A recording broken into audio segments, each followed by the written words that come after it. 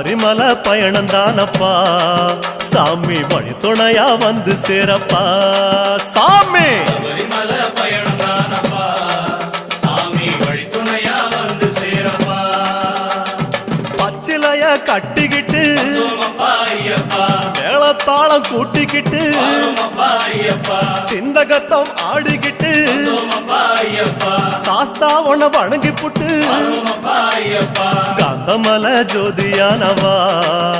எங்க காவலாக வந்து சேரப்பா ஐயப்பா காந்தமல ஜோதியானவா எங்க காவலாக வந்து சேரப்பா சன்னதியில் கட்டுங்கட்டி ஐயப்பா சபரிமலை காடு தேடி ஐயப்பா